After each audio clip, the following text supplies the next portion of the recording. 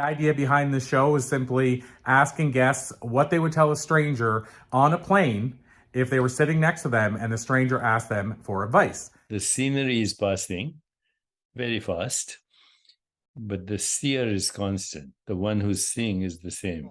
Let me appreciate you for asking a question that I haven't been asked after 2,500 or so interviews over the years.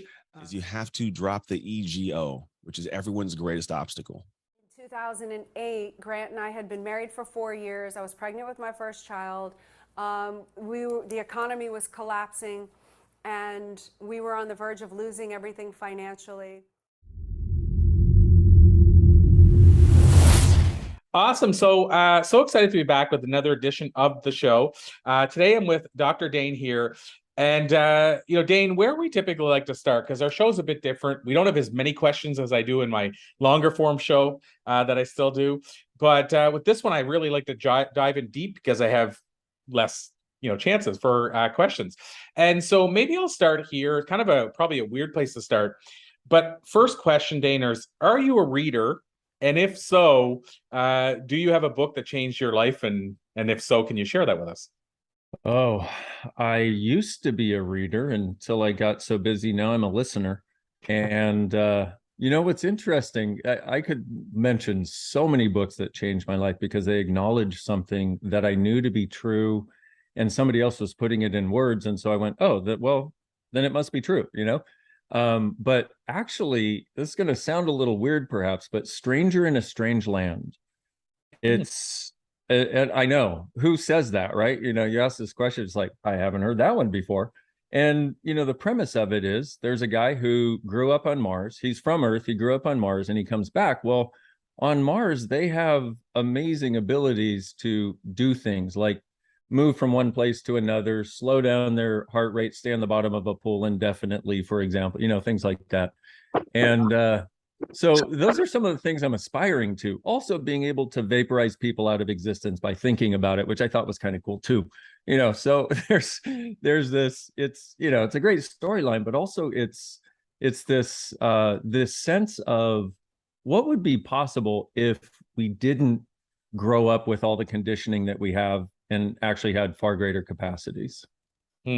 Wow. Well, I have to say, this is a first. I mean, books wise, there's certain books you get introduced to, and then you start hearing about them all the time.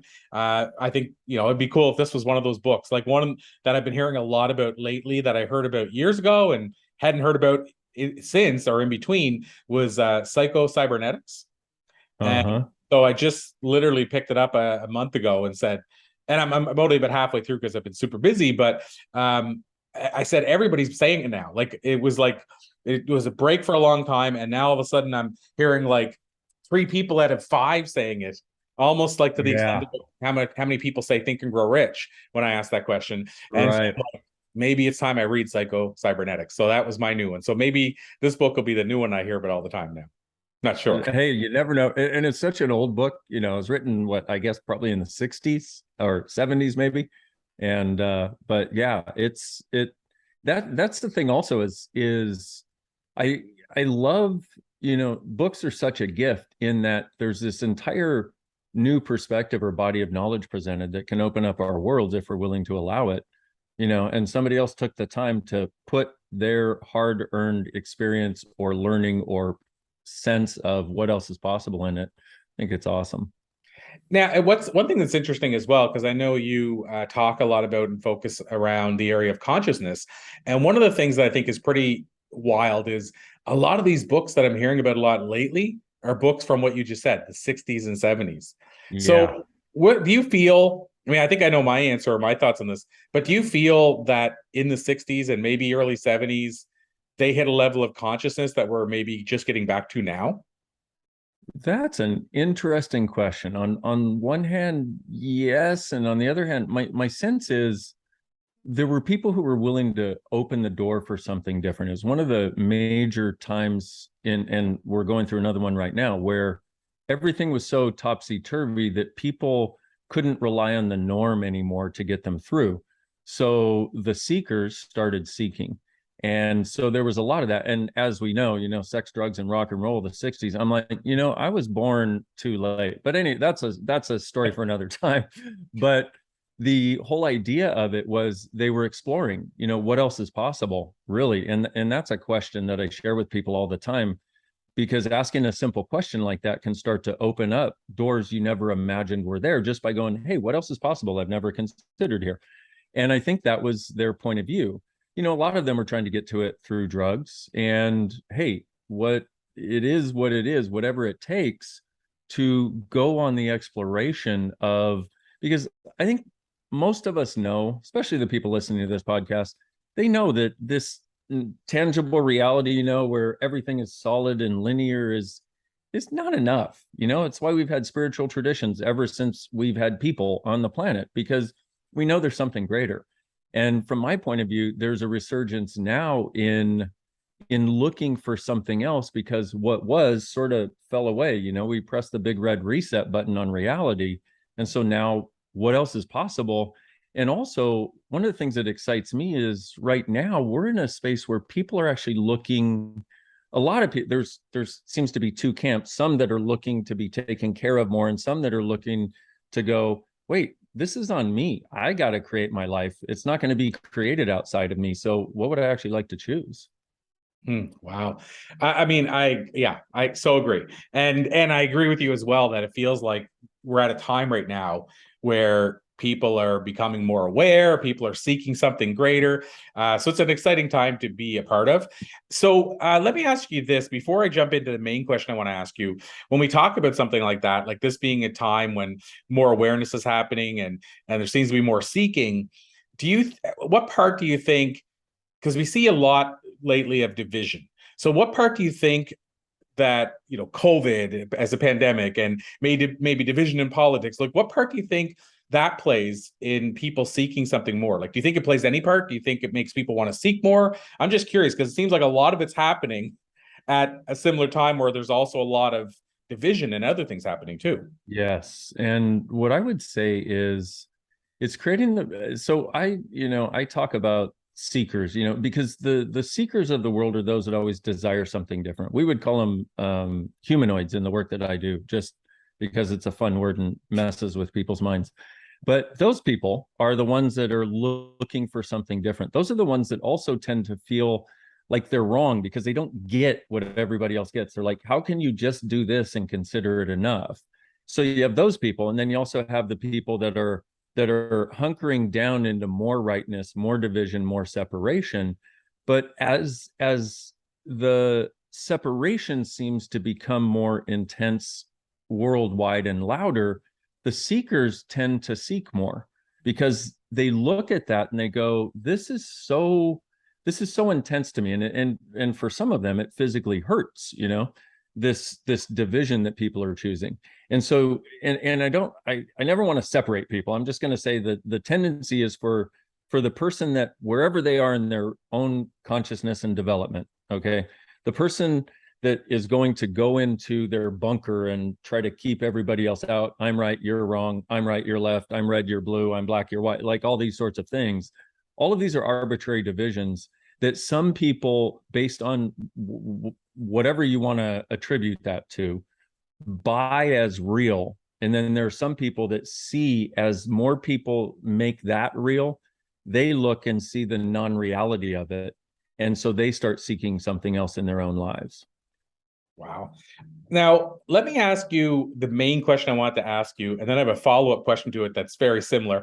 But the main question I want to ask you is this idea, and I should mention that this show was inspired by a book that I've been working on that right now is in kind of the feedback stage with people. But this book is called The Enlightened Passenger. And without getting into too many details, because it's a fictional book and there's some twists and turns, it's basically two people sitting on a plane and one person's giving the other person life advice in a short nutshell. So I thought, that's going to be my new book, Corey. Is it? Now, when somebody else asks me what book you read, I'm like, The Enlightened Passenger. Haven't you heard of it? Hello, get with the program. Thank you. I love that. Well, let me ask you then, because my thinking was, how cool would it be to ask people that if they were sitting in that seat and somebody leaned over to them and said, I need some advice. What do you got? And Right. so put yourself in those shoes, Dain, where if you're sitting next to a stranger on a plane, they lean over and say, what do you got? What do you think you might tell them based on what you've learned in the year since? How long do we have, Corey? I know we were trying to keep this short. I know it's a big question, really big question. It really is. And it's a great question, too. And so the first thing I would say is recognize that every decision, every judgment, and every conclusion you have creates what shows up. So rather than, in other words, if you decide this is going to be really difficult, guess what? It's really difficult. Yet the person sitting next to you is like, I don't have the point of view that's difficult, so it's easy for them. And so I would let people know your point of view creates your reality. Reality does not create your point of view. And to the degree that you can change your point of view, you can also change your reality. And that is a choice that we have. And so, and also that every choice we make creates. The life we have right now is a result of all the choices we made leading up to this moment. And if we can recognize that, then what starts to occur is we realize, oh, I had something to do with choosing this. It's not out there. I can't blame anybody else. Yeah, I can look at a lot of things that happened that maybe were unkind or judgmental or whatever, but I'm the one who chose to respond in the way that I did. So now, what would I like to choose? And the other thing I would hopefully get them to look at is if you could have your life be anything in the next 5 years. In other words, if you had a magic wand or knew somebody who did, and they just went dinky dinky dink, with some awesome Harry Potter word or something, presto changeo, whatever, if you could have your life be anything, what would it be? And a lot of people start to go to the, oh, I would have $1 billion. I would have a large house. I would have a big car. I'm like, okay, we're taking all the things as the source, and we're going to have those be secondary. How would it feel to wake up in the life you truly desire? Because we create everything based on an energetic desire that we have that we don't even realize. And so we think, like, for example, the guy going through the midlife crisis thinks the convertible Ferrari is going to get him whatever. But if he can go for the energy of having it, like, hey, he may not need the convertible Ferrari. He may not need the midlife crisis because he's willing to go, oh, what I'm really looking for is this. And what we're looking for is energetic. It's like, why do we want to be loved? Because it feels awesome, And so it's like, why do we want to have a lot of money? So we can have the sense of ease doing whatever we want to do. So what I ask people to do is get the sense of it. Like how would it feel to you to wake up with that? What would it be like to have total ease with money, no matter the amount of money you have? To know that money was coming in and money will go out, because that's what money does. That's why we have it, so it can come in and go out. We don't have to hoard it in order to be safe. So if you had total ease with money, and then also if you had like really awesome friends, people who are not frenemies like most people have, people who judge them, instead, what if you had people who really had your back and you had your own? And that actually started extending out into your family and people you work with, etc. And now, what would it be like if you had the time to do the things you wanted to do? So life wasn't just about going to work and coming home, or now going to your computer and then going to your bedroom. What if it was actually about getting to explore things that are fun for you? Like right now, I'm out at my ranch. You may be able to tell. I don't normally wear a cowboy hat, and I've got the buffalo in the background and the turkey and the horse on the wall. It's like I'm at the ranch, but I almost wanted to start talking like this, because sometimes I think, if I'm gonna wear a hat and have this, I should talk like this. Sorry, that was my ADHD coming in. But I'm out here because it's nurturing, and I run a worldwide business. We're in 176 countries around the world. It takes a lot of time and energy, and yet I'm always looking for, what else can I add to my life? That's another question to ask, is what else can I add to my life? And the reason I do this is because 22 years ago, I had somebody give me this thing of, get the sense of the way you would like your life to be, and just be with it for a minute and go, I'm asking for this. I don't know what it's going to look like. I don't know what it's going to take, but I'm willing to do anything. I'm willing to be anything. I'm willing to change anything, as long as it's in integrity with myself. Okay. And I asked for that, and it started showing up because I previously, for the first 30 years of my life, I was asking from, oh, I want this money to handle this problem. Oh, I would like this relationship so I feel loved. When I got the energy of what I wanted, or that sense, that way it would feel in my world, it started showing up in ways I could never imagine possible. And that's the other thing, is you want to recognize that if you're really following, well, let's just put it this way, it never shows up the way you think it's going to. And we need to allow for that, because otherwise we're controlling it out of showing up, because our point of view is, no, it needs to look this way. Well, what if it doesn't? I mean, think of how many things in your life that you have experienced that showed up in a totally different way. You're like, oh, I would like to go on this trip. And you try to plan it and nothing works and you can't get the information or whatever. You sit down to coffee with a friend and you're talking to them about it. They're like, oh, I've got a friend who does exactly that. You know what I mean? It's like, that's where the miracles are. And life can be truly miraculous, even now, or especially now, if we will allow it with our point of view. Wow. So masterclass there. So Dain, I said I was following up with a question that some people might think is similar. I think it's completely different, but I'll explain even some context as to why I think that. But I've asked this question many more times than that question, which I call the time machine question. And it's kind of as simple as it sounds. It's basically, if you could jump into a time machine, go back and talk to a younger Dain, give him some life advice based on what you've learned in the years since, what do you think you might tell him? And of course, I think the difference in context with this one is you'd probably tell younger Dain something different because you knew him than you would a stranger on a plane. So I think they're different questions, but what would you tell younger Dain, do you think? I would let him know that though you are experiencing being invalidated, though nobody sees you, that doesn't mean that they are right and you are wrong. And none of what they're doing to you is personal. And in a very short amount of time, in the scheme of things, none of this will actually matter as a limitation, but it will it will be fuel for your future awareness that you need for what you're here to do and what you're here to create. And it will be fuel for your greatness. So don't quit, don't give up, don't stop, don't give in, keep going. You got this. And not only that, I'm here with you and for you, and I won't leave your side. Wow, I love it. So my follow-up question to that, well, this isn't really a follow-up question, but my last official question, I'll call it. And then, this is kind of a lead into the question of how we can learn more about your work, because I want to ask you about your work, and then I want to ask you how we can learn more. So access consciousness. Did I read that correctly, that you are a co-creator of that? And if so, can you tell us what that is? Yes. What access consciousness is, or what being a co-creator is? Access consciousness. I'm just curious what, if you could talk about what that is for people, what's become for people. Is that the work that you're doing in all those countries? I'd just like to hear more about it. Yes, that is the work I'm doing in all those countries. And when I started 22 years ago, we were in 4 countries. But I saw this possibility for what it could create, because it quite literally took me from a place of depressed and suicidal 22 years ago. And in an hour and 15-minute session, I went from depressed and suicidal to grateful to be alive and ready to create my life.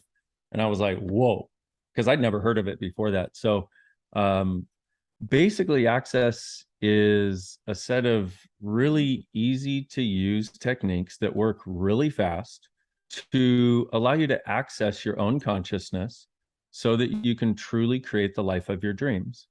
And we have a definition of consciousness, which is where everything exists and nothing is judged. And so the idea is, people come and, like, so many people, which is why I talk about the seekers of the world, have done so many things that promise change really fast. And, years later, they're like, I still don't have the change, And so what I'm interested in is letting people know that change is possible by showing them, by them having the change fast. And not that, this is the other part though, is it's not about go through your life fast, like do everything fast. No, man, relax and allow the change, and allow yourself to have access to the tools and the techniques that will allow the change to be fast in the trenches of life. Wow.